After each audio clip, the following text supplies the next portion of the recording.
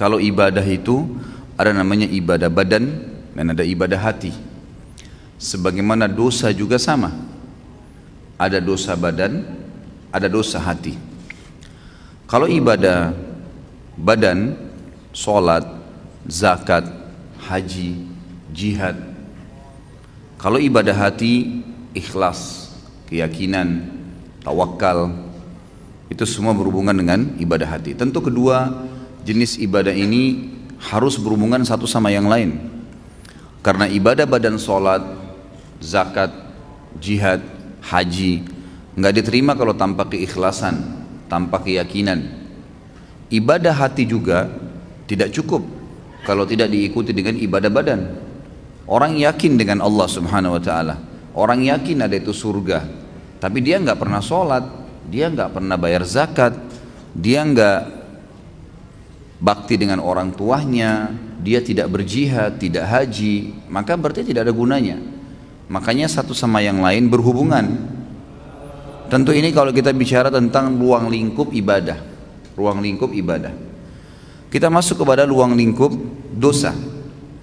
Ada dosa badan, apapun yang kita lakukan dengan badan kita, seperti misalnya seseorang berzina, mencuri, berdusta, memukul.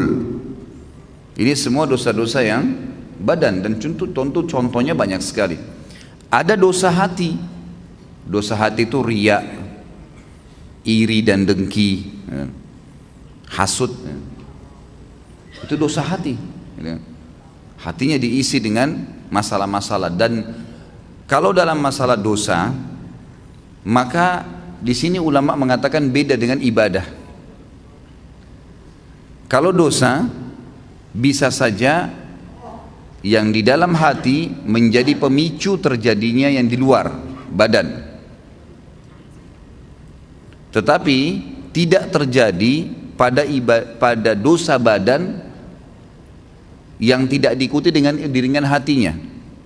Sekali lagi, jadi kalau dosa itu dari dalam hati seperti iri, dengki dan seterusnya, riya, ya, lawan ikhlas tadi, kemudian gerutuh, ya, selalu merasa tidak cukup, tidak bersyukur, semua itu bisa menjadi penyebab datangnya dosa badan, sehingga orang itu akhirnya mencuri, memukul, menzalimi, dan seterusnya.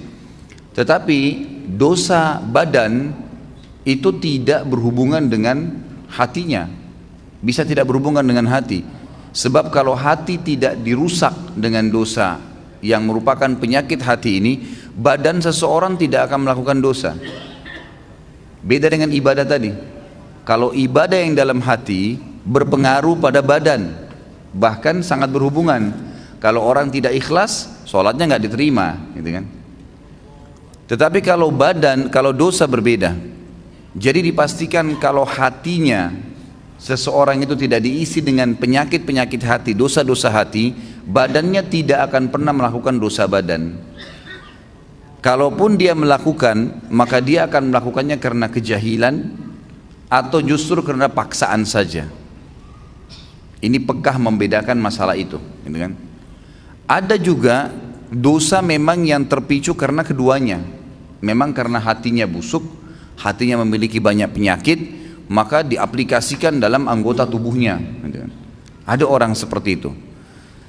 Ini kurang lebih dalam pembukaan kita tentang masalah pembedaan antara atau pembagian dosa sebagaimana ada pembagian ibadah.